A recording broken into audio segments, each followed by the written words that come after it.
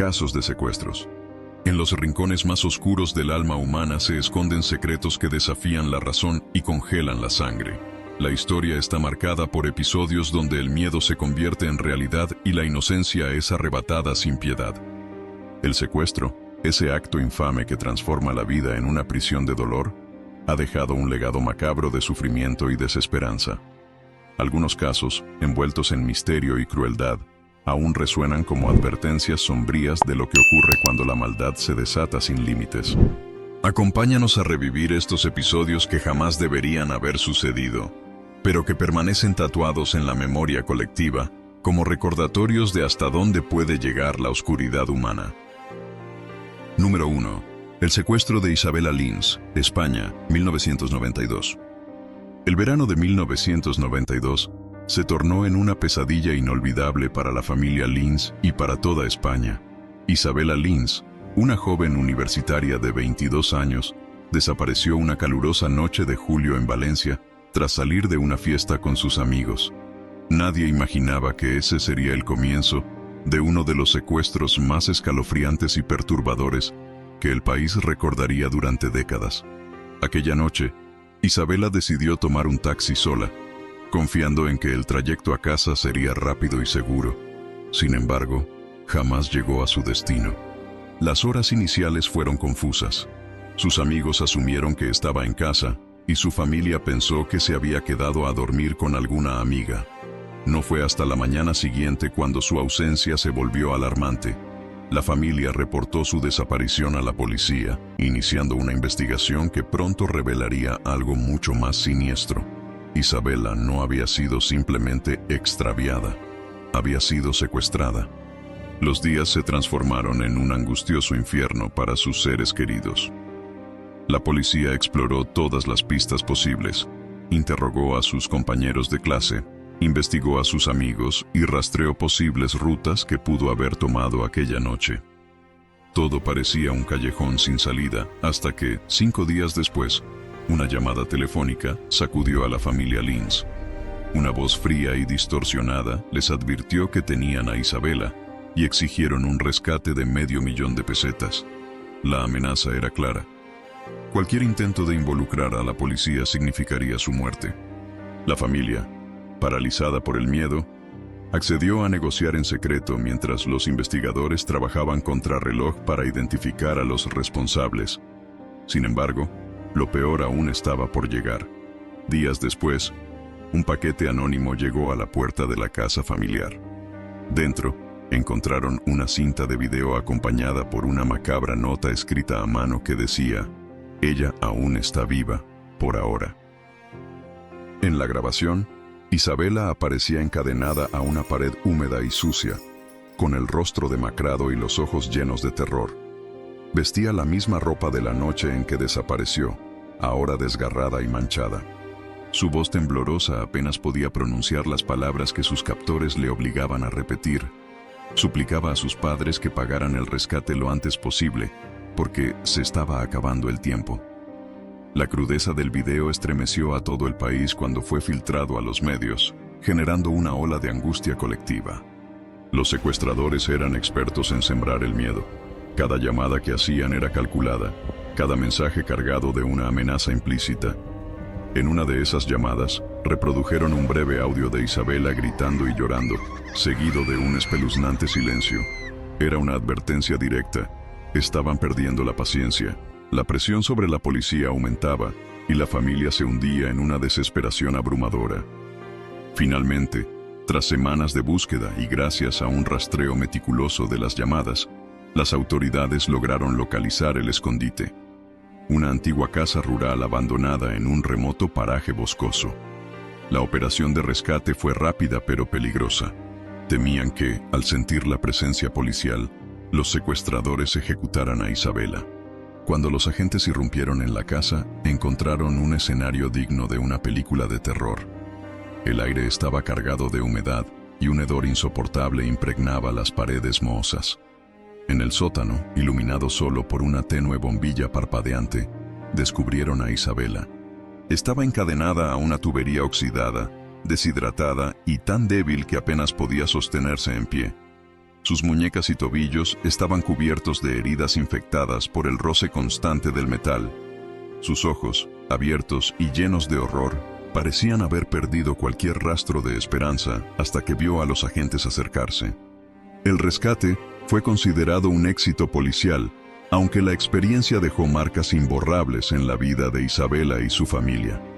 Los secuestradores fueron arrestados y enfrentaron duras condenas, pero para Isabela, el verdadero castigo fue cargar con el trauma de aquellos días interminables de sufrimiento y miedo absoluto. El caso se convirtió en una advertencia sombría para todo el país, un recordatorio de que el mal puede acechar en cualquier esquina, incluso en una cálida noche de verano. Número 2. El secuestro de las niñas de Alcácer, 1992. El 13 de noviembre de 1992, la pequeña localidad de Alcácer, en Valencia, fue testigo de uno de los crímenes más oscuros y escalofriantes de la historia de España. Aquella noche, 3 adolescentes, Míriam García, Toñi Gómez y Desiree Hernández, de entre 14 y 15 años, salieron emocionadas hacia una discoteca cercana llamada Color para asistir a una fiesta escolar. Nunca llegaron. Sus familias, sumidas en una pesadilla inimaginable, vivieron meses de angustia y dolor mientras el país entero se paralizaba con cada nueva revelación sobre el caso. Las 3 amigas fueron vistas por última vez haciendo autostop en la carretera principal de Alcácer. Era una práctica común en aquellos tiempos, especialmente en comunidades pequeñas donde la desconfianza parecía algo ajeno. Sin embargo, esa noche, el destino tenía planeado algo siniestro. Un coche se detuvo ante ellas, ofreciéndoles un viaje que pronto se transformaría en su peor pesadilla. Durante días, la incertidumbre devoró a sus familias. Las autoridades inicialmente consideraron la posibilidad de una fuga voluntaria, una teoría que enfureció a los padres, convencidos de que sus hijas no habrían desaparecido por voluntad propia. La investigación avanzó lentamente, mientras los medios cubrían cada detalle con morbosa intensidad. Pero lo peor aún estaba por llegar.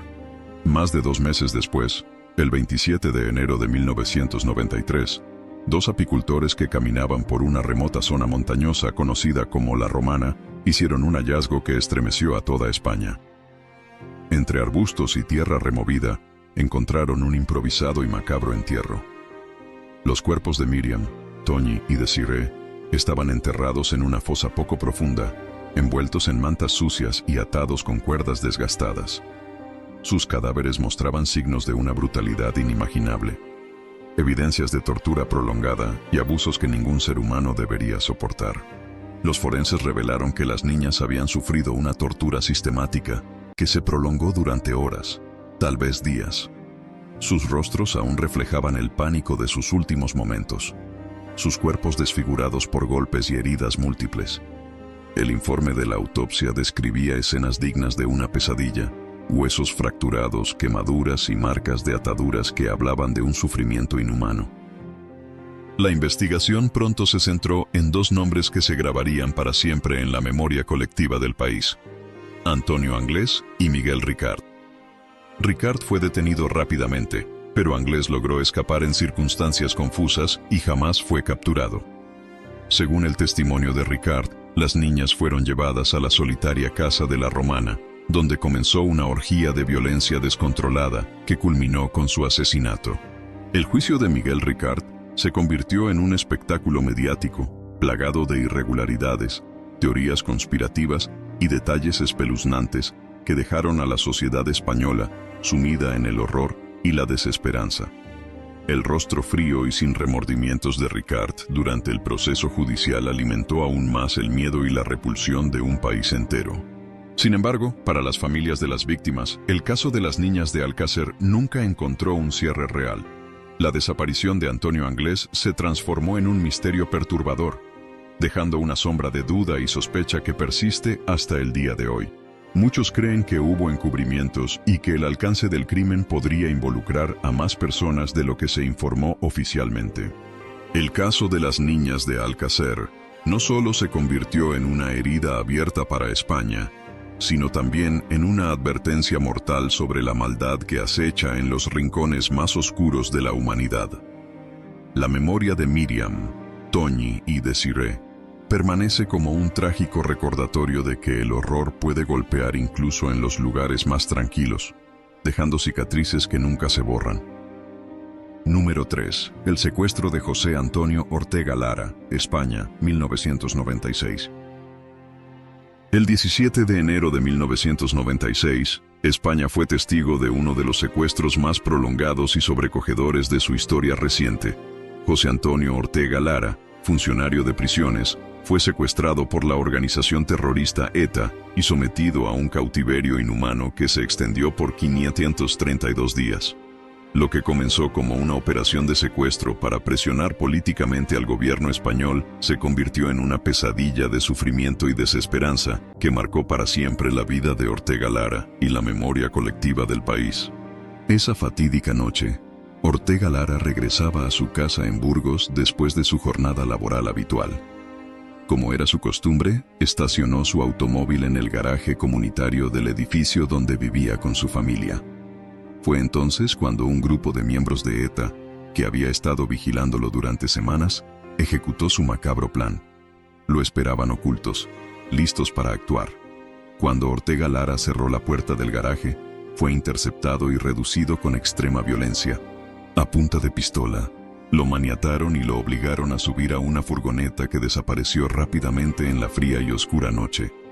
La operación había sido meticulosamente planeada. Lo llevaron a una vivienda rural apartada en Mondragón, donde habían construido un zulo subterráneo diseñado específicamente para ocultarlo durante meses o incluso años. El escondite era un pequeño habitáculo de menos de 3 metros cuadrados, con techos bajos y paredes de cemento húmedo y mohoso. No tenía ventanas ni ventilación adecuada.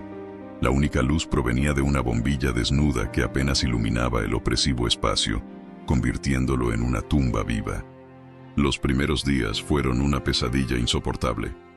Ortega Lara fue encadenado de pies y manos y obligado a permanecer en completa oscuridad durante largos periodos. Sus captores apenas le dirigían la palabra.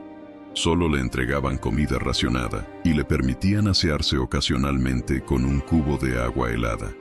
El frío era constante y paralizante, y la humedad del sótano convertía el aire en una mezcla sofocante de moho y desesperación. Cada día que pasaba se convertía en un tormento psicológico insostenible. Los terroristas intentaron deshumanizarlo por completo. No solo lo mantenían aislado, sino que también manipulaban sus emociones con amenazas de muerte constantes. Le decían que su familia lo había olvidado y que jamás volvería a ver la luz del día. La soledad se convirtió en su peor enemiga, acompañada por el eco constante de sus propios pensamientos. Durante semanas y meses, Ortega Lara se enfrentó a su propia cordura, intentando no sucumbir al abismo de la desesperación.